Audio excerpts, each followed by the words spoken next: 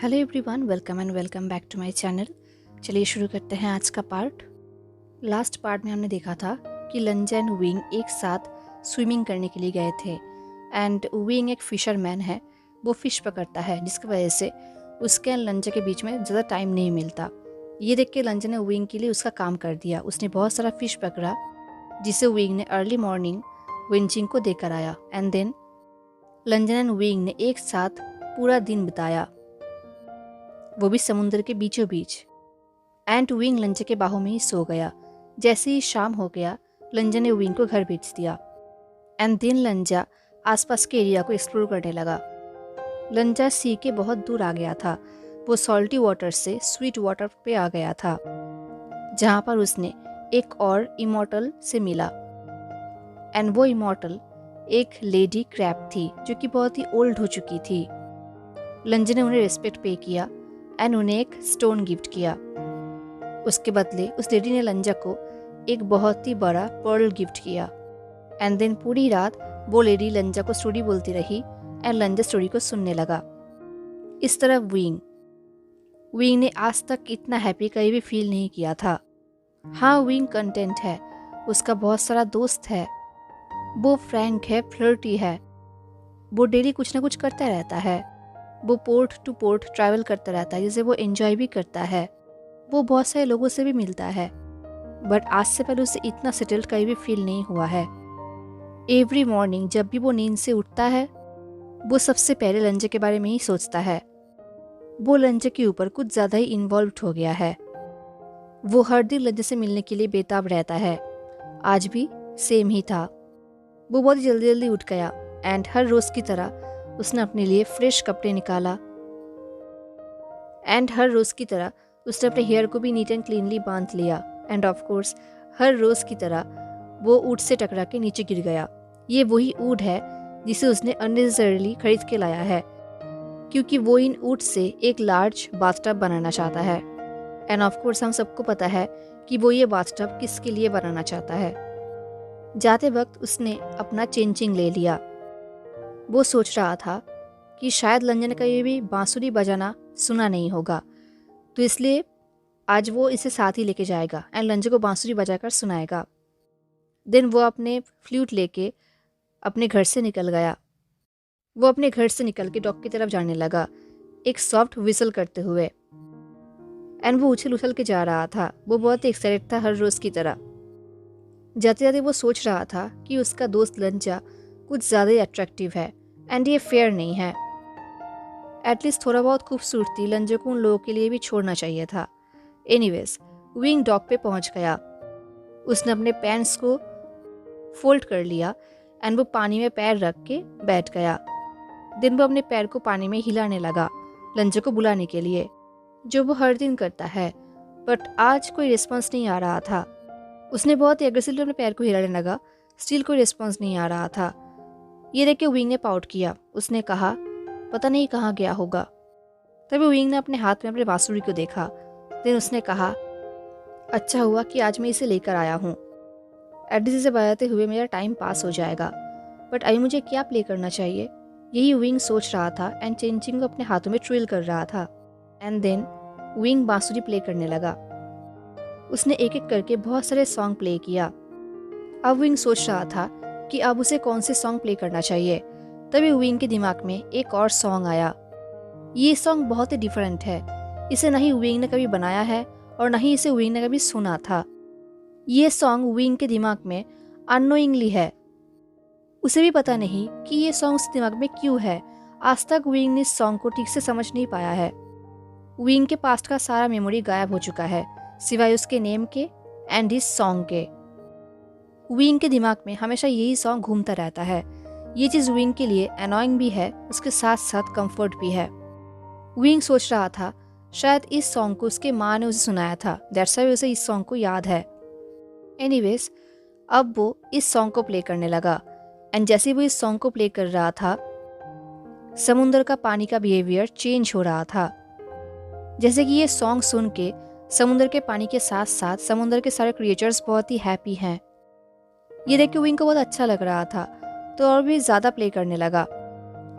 समुंदर का behaviour wing के लिए बहुत ही कंफ्यूजिंग था। उसे समझ में नहीं आ रहा था कि समुद्र ऐसा बिहेव क्यों कर रहा है इस सॉन्ग को सुनकर। बट विंग को कहाँ पता था कि वो एक सायरन सॉन्ग प्ले कर रहा है। एंड ऑफ कोर्स वो एक सायरन सॉन्ग प्ले कर रहा है तो ये सुन के सायरन तो आएगा ही। तो ये सॉन्ग सुनते ही विंग का मरमेड उसके सामने आ गया। अब हम देखेंगे कि लंजा इस सॉन्ग की तरफ कैसे आया।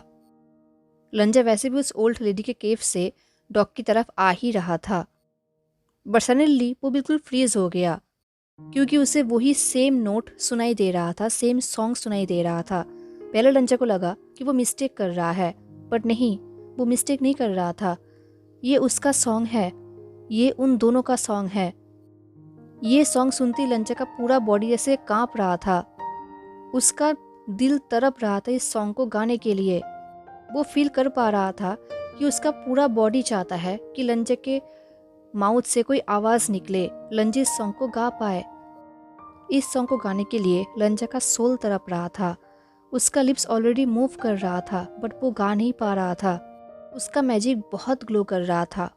उसका मैजिक इतना ग्लो कर रहा था कि लोग मिड डे को भी उस ग्लो को देख सकते हैं, क्योंकि ये सॉन्ग लंजा बहुत दिनों बाद सुन रहा था। इस सॉन्ग को लंजा ने लास्ट टाइम उस डार्क केव के अंदर सुना था, वही डार्क केव जहाँ पर लंजा के साथ साथ उसका विंग भी था। ये सॉन्ग सुन के लंजा तड़प रहा था। वो अपने हेयर को खींच रहा था, अपने चीक के ऊपर अपने हाथों को ब्रश कर रहा था। उसका आईज रेड हो चुका था। उसने अपने दोनों हाथों से अपने थ्रोट को पकड़ लिया। उसे ऐसा लग रहा था जैसे कि उसका गला जल रहा है। उसका आईज ग्लो कर रहा था। लंजा देख रहा था जैसे कि उसके अंदर से एक एनर्जी बॉल विंग के अंदर ट्रांसफर हो रहा है। एंड जैसे ही विंग ने लंजा को देखा, वो बिल्कुल साइलेंस हो गया। उन दोनों के बीच में इतना साइलेंस था कि अगर कोई सुई भी गिरता तो भी सुनाई देता। लंजा का गला तड़प रहा था मेमोरी की वजह से। वो अपने हाथ से अपने गले को टाइटली पकड़ रहा था। लंजा का ऐसे बिहेवियर देख के विंग ने कहा, लंजा क्या बात है? लंजा ने अपने मुंह ओपन किया रिस्पॉन्स करने के लिए, बट उसका वॉइस नहीं आ रहा था। उसका वॉइस जा चुका है, हमेशा के लिए जा चुका है। वो कहीं भी विंग को नहीं बता पाएगा। वो कहीं भी विंग को कुछ भी नहीं बता पाएगा। एंड विंग को ये पता भी नहीं चलेगा कि इस सॉन्ग का मीनिंग क्या है। ये सॉन्ग क्या है, कि इनका सॉन्ग है ये, क्योंकि विंग का मेमोरी जा चुका है और उसके साथ साथ लंजा का वॉइस भी। लंजा कभी भी नहीं बता पाएगा, बट एटलीस्ट लंजा को ये पता है कि उनका सॉन्ग अभी भी जिंदा है एंड उनके सॉन्ग को विंग ने अभी भी याद रखा है। इनफैक्ट विंग गायब हो चुका था। सबको लगा था कि विंग मर चुका है, बट नहीं, विंग यहाँ पर है एंड उसने इस सॉन्ग को प्ले किया है। विंग एक इंसान है, स्टिल उसने इस सॉन्ग को प्ले किया है। लंजा यही सोच रहा था, तभी विंग ने लंजा के चीक में हाथ रखा और कहा, लंजा। बट लंजा ने कोई रिस्पॉन्स नहीं किया। वो बहुत ही ज़्यादा तड़प रहा था, उसका बॉडी कांप रहा था। विंग ने कहा, लंजा सांस लो। लंजा को अंदर ही अंदर कुछ टाइट सा फील हो रहा था। वो ठीक से ब्रीथ भी नहीं ले पा रहा था। उसे ऐसा फील हो रहा था कि जिस प्लेस से वॉइस आता है, लंजा उस प्लेस को फील कर पा रहा है। लंजा बस विंग को देख रहा था। अब लंजा अपने आप को रोक नहीं पाया। वो दौड़ के विंग के पास गया एंड उसे टाइटली हग कर लिया। लंजा का फेस विंग के हार्ट के पास था। उसने विंग को टाइटली जकड़ लिया। उसने अपने आप से कहा कि विंग रियल है, वो ठीक है, जिंदा है एंड अभी वो उसके बाहों में है। लंजा का एक हाथ विंग के लोअर बैक में था एंड दूसरा हाथ उसके नेक में, स्किन ऑन स्किन। विंग के बाहों में लंजा ने डीप ब्रेथ लिया। विंग ने भी लंजा को जकड़ लिया।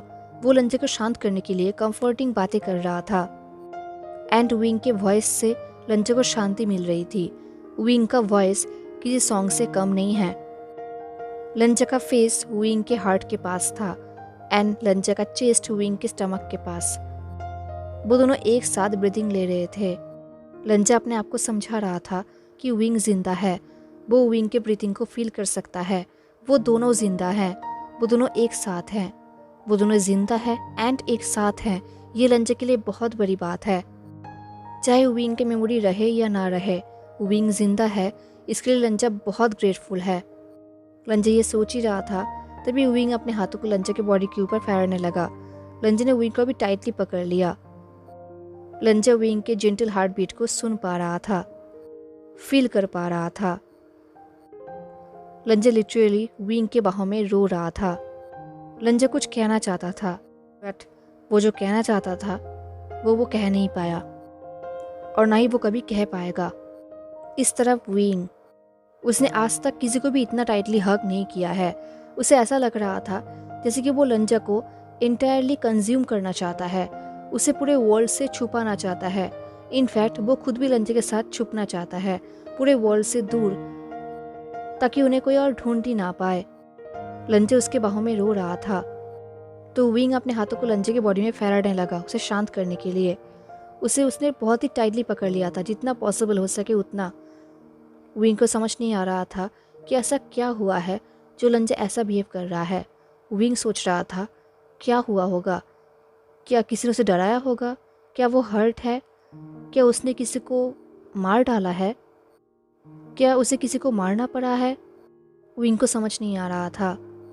उन दोनों के बीच में एक लॉन्ग साइलेंस था, कोई भी कुछ भी नहीं बोल रहा था, कुछ भी साउंड नहीं कर रहा था। लंजा विंग के बाहों में रो रहा था एंड विंग लंजा को कंफर्ट कर रहा था। विंग सोच रहा था कि पता नहीं कब लंजा ने लास्ट टाइम बात किया था। ऐसी बात नहीं है कि बात किए बिना लंजा को विंग समझ नहीं पाता। विंग इजीली लंजा को समझ जाता है, बट स्टिल विंग ये नहीं समझ पाता कि लंजा के दिमाग में क्या चल रहा है। विंग ये जान नहीं पाता और न ही लंजा बोल पाता है। तो अब भी विंग समझ नहीं पा रहा था कि लंजा क्यों रो रहा है। तो विंग बस लंजा को कंफर्ट ही कर सकता था। बट एनीवेज, विंग को जो भी करना होगा वो सब कुछ करेगा। ये सोचते हुए विंग लंजा के ऊपर अपने हाथ को फैला रहा था, तभी सडनली विंग ने लंजा के बैक में कुछ मार्क दिखा। उसे देख के ऐसा लग रहा था कि ये कोई स्कार है जो हमेशा लंजा के हेयर के पीछे छुपा रहता है। विंग ने देखा कि ये स्कार बहुत ही डीप है, बट विंग ने कुछ भी नहीं कहा। वो लंजा को ये सब पूछ के एनॉय नहीं कर सकता, एटलीस्ट अभी तो बिल्कुल भी नहीं। अगर लंजा को बताना होगा तो वो ज़रूर बताएगा। विंग लंजा को फोर्स नहीं करेगा। इस तरफ वेननिंग के किचन में वेननिंग अपना काम कर रहा था, तभी वहाँ पर जिन जिशुन आया। उसने वेननिंग को कॉलर से पकड़ लिया और कहा, तुम? वेननिंग ने कहा, यस सर, क्या बात है? जिन जिशुन ने कहा, वो आदमी जो उस दिन मेरे साथ था वो मुझे कहाँ मिलेगा? सच बात तो यह है कि वेननिंग ने ये क्वेश्चन एक्सपेक्ट ही किया था, क्योंकि वी विशियन बहुत ही टैलेंटेड इंसान है एंड उसके टैलेंट से बहुत सारे लोग जेलस भी है एंड इरिटेट भी है। ये कोई नई बात नहीं है। तो वेननिंग ने शाय किया एंड अपने आप को जिन जिशुन से अलग किया और कहा, सर मुझे नहीं पता, उस दिन के बाद से वो यहाँ पर आया भी नहीं है। वेननिंग साफ साफ झूठ बोल रहा था। इनफैक्ट वेननिंग को पता है कि विंग कहाँ पर रहता है, बट वो शाय हो सकता है, पर वो कोई स्टूपिड नहीं है।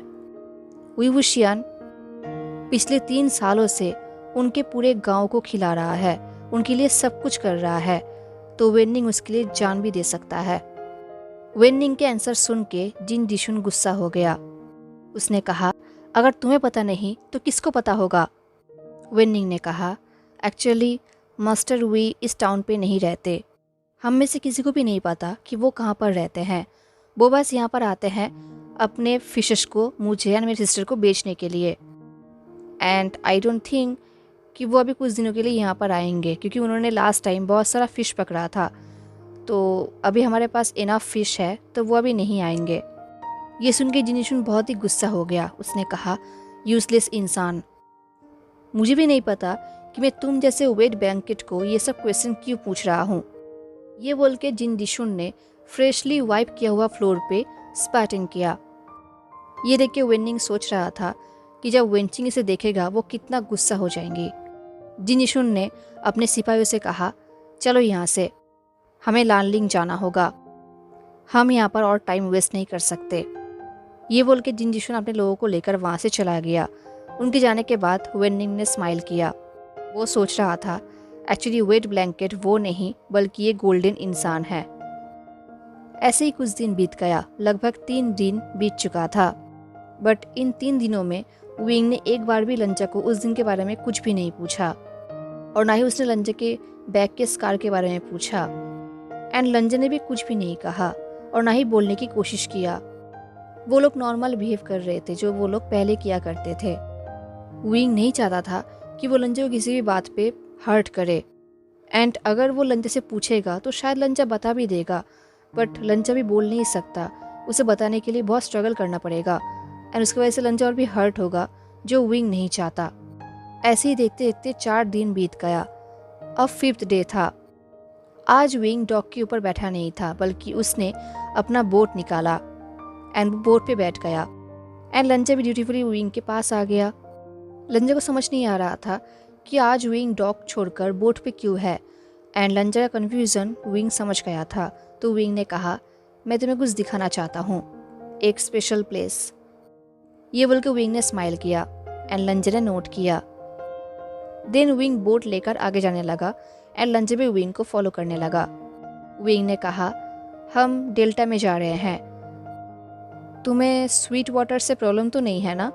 लंचा ने अपने हेड को शेक किया। विंग ने कहा, ग्रेट। देन विंग चेयरफुली लंचा को गाइड करते हुए एक जगह पर लेके जा रहा था। उसने पूरे जर्नी में बहुत सारी बातें किया, बहुत सारे जोक्स बोला, एंड फाइनली वो लोग विंग के पसंदीदा कोव में आ गए। ये केव बहुत ही स्मॉल था, इनफैक्ट 40 फीट का भी नहीं था ये। उस केव के अंदर एक छोटा सा बीच है एंड उसमें एक शॉर्ट डॉग भी है। ये जगह बहुत शांत है, बहुत ही इंटीमेट है। विंग ने बोट को पार्क किया एंड वो डॉग के ऊपर बैठ गया। विंग ने कहा, येलिंग आने के कुछ हफ्ते बाद मुझे ये जगह मिला था। ऑनेस्टली मुझे नहीं पता कि किसी भी लोगों ने इस जगह को अभी तक क्लेम क्यों नहीं किया है। ये कितना ब्यूटीफुल प्लेस है एंड यहाँ से फिशिंग करना कितना इजी है। ये बोल के विंग ने स्माइल किया। देन विंग ने कहा, लंचा मुझे नहीं पता कि आज तुम कितना फिश पकड़ पाओगे। ये बोल के विंग ने प्लेफुली अपने नेट को एक डायरेक्शन में थ्रो किया एंड इस चैलेंज से लंचा ऑफेंड हो गया। उसने विंग को शार्पली देखा एंड देन उसने अपने टेल से विंग के ऊपर अटैक किया, तो विंग थोड़ा सा डिसबैलेंस हो गया। ये देख के विंग ने अनइम्प्रेस लुक दिया और कहा, लंचा मैं बस जोक कर रहा था। तो लंचा ने विंग से अपने फेस को टर्न कर लिया। ये देख के विंग ने कहा, लंचा अच्छा ठीक है फाइन, मैं तुम्हें लेकर जोक नहीं करूँगा, कम ऑन मेरी तरफ देखो। पर लंचा ने विंग को कम्प्लीटली इग्नोर किया एंड वो इस कोव को एक्सप्लोर करने लगा। एंड इस तरह विंग कंटिन्यू पीछे से कंप्लेन किए जा रहा था, क्योंकि लंचा लिटरली विंग को टीज कर रहा था। वो भी कोई नॉर्मल टीज नहीं, वो विंग को दिखा रहा था कि वो कैसे एक मरमेड होकर इस पानी में आसानी से स्विम कर सकता है, कभी कभी सर्व भी कर सकता है। उसके साथ साथ वो उसे ये भी दिखा रहा था कि लंचा को ब्रीथ करने की भी ज़रूरत नहीं है। जब लंचा ये सब कर रहा था, विंग ये सब देख तो रहा था, बट विंग का नज़र बार बार लंचा के हेयर के पीछे उसके बैक में स्कार के ऊपर जा रहा था। बट उसने कुछ कहा नहीं। वो लंचा से कुछ भी नहीं पूछेगा। अगर लंचा को बताना होगा, अगर लंचा कंफर्टेबल फील करेगा तो वो ज़रूर बताएगा।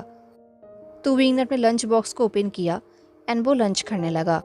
विंग के पैर पानी में था, वो डॉग के ऊपर बैठा हुआ था एंड वो खाना खा रहा था एंड सन को देख रहा था।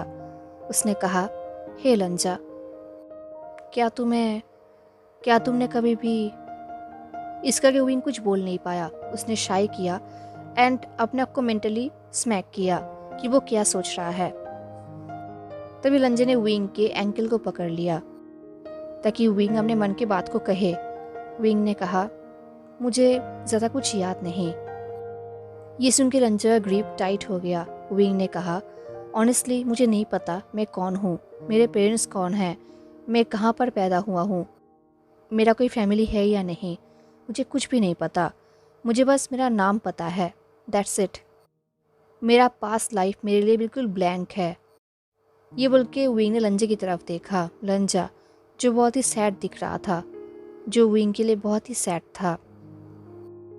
विंग ने अपने नीज से लंचा को अपने करीब खींचा क्योंकि वो लंचा के फेस को करीब से देखना चाहता था, क्योंकि अभी वो लंचा को कुछ बताना चाहता है।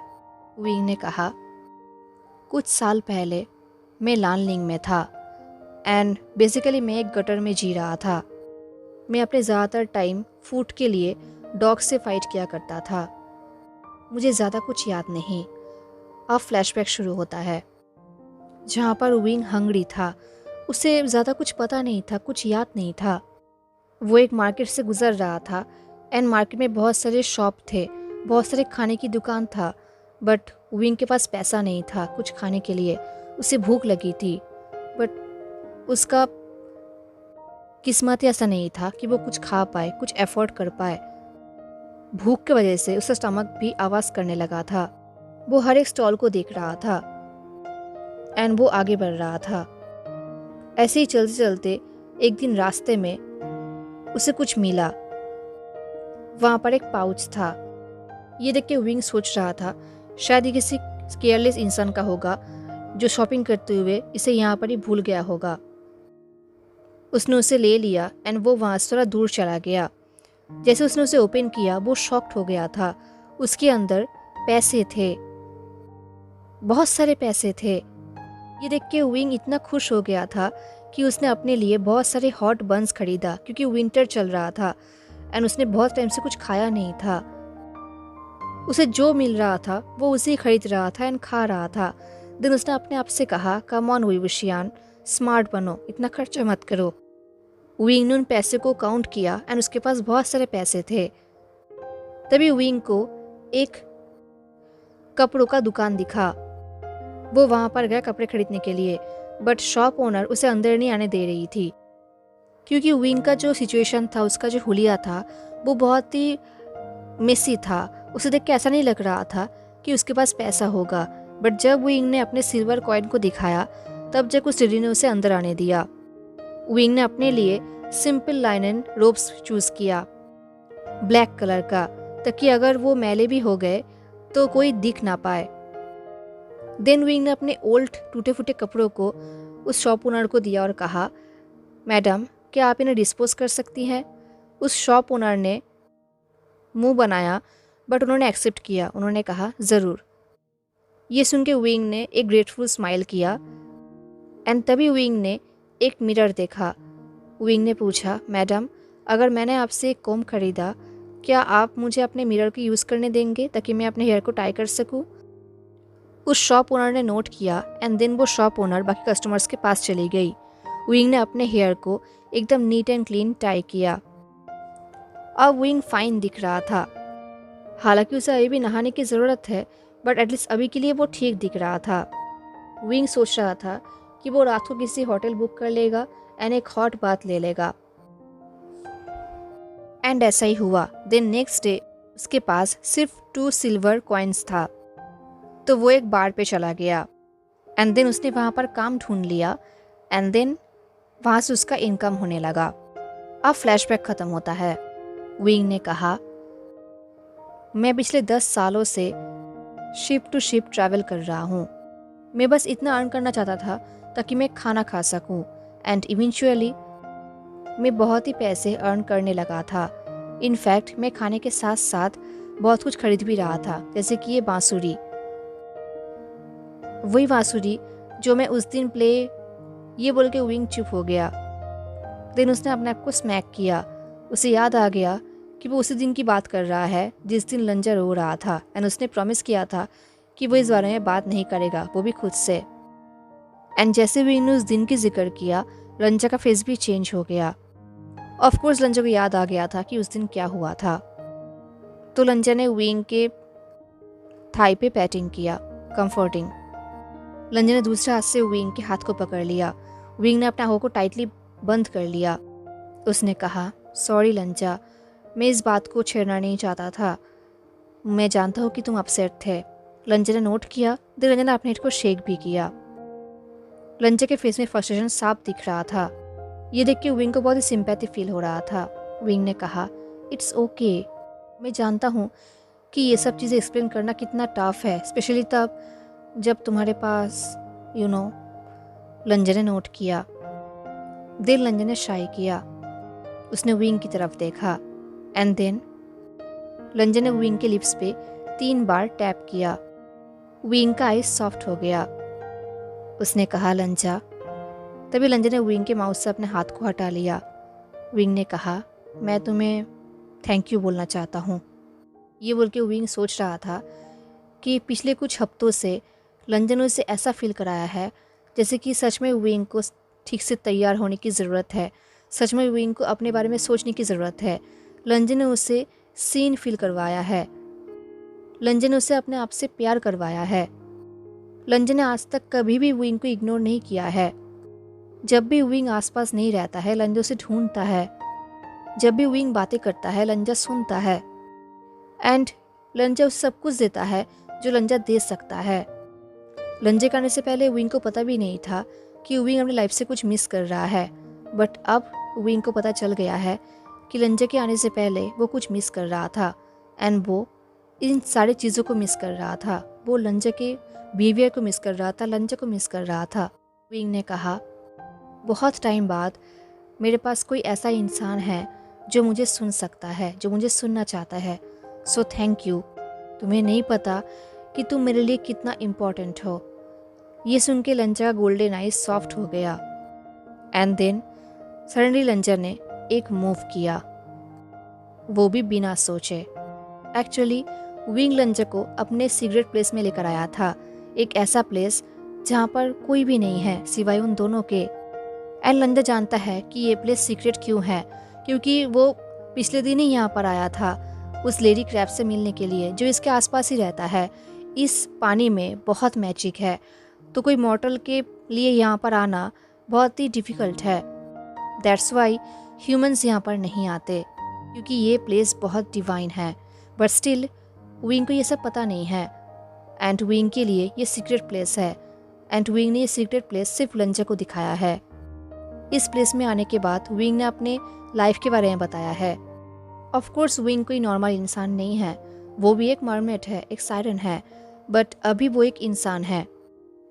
अभी वो एक इंसान बन चुका है, अभी उसका ये लाइफ बिल्कुल नया है। विंग को अपने पिछले लाइफ के बारे में कुछ भी नहीं पता। कहीं ना कहीं इसको लेकर लंजा फ्रस्ट्रेटेड है, क्योंकि विंग बहुत कुछ डिजर्व करता है एंड इस दुनिया में, इस मॉर्टल वर्ल्ड में विंग अकेला है एंड लंजा जानता है कि विंग को अकेला रहना बिल्कुल पसंद नहीं है। ये ह्यूमैनिटी विंग के लिए एक कर्ज है। जब लंजा ये सब सोच रहा था तभी विंग ने उसे कहा था लंजा मैं तुम्हें थैंक यू कहना चाहता हूँ। ये सुनकर लंजा कन्फ्यूज्ड हो गया था एंड तभी विंग ने कहा कि बहुत टाइम बाद उसे कोई ऐसा इंसान मिला है जो उसे सुनना चाहता है, सो इसलिए विंग उसे थैंक यू कहना चाहता है, क्योंकि लंजा उसके लिए बहुत इम्पोर्टेंट है। ये सुनते ही लंजा के फेस में स्माइल आ गया था एंड इसकी वजह से बिल्कुल सनशाइन की तरह दिख रहा था। लंजा की आंखों में रिलीफ था, लंजा का हार्ट बीट फास्ट हो गया था, क्योंकि उसका लव उसके सामने बैठा है, उससे बातें कर रहा है एंड लंजा उससे बहुत प्यार करता है। एंड विंग के बातें सुन के लंजा का चेस्ट मेल्ट हो रहा था, उसका सारा दुख, उसका सारा स्ट्रगल गायब हो रहा था।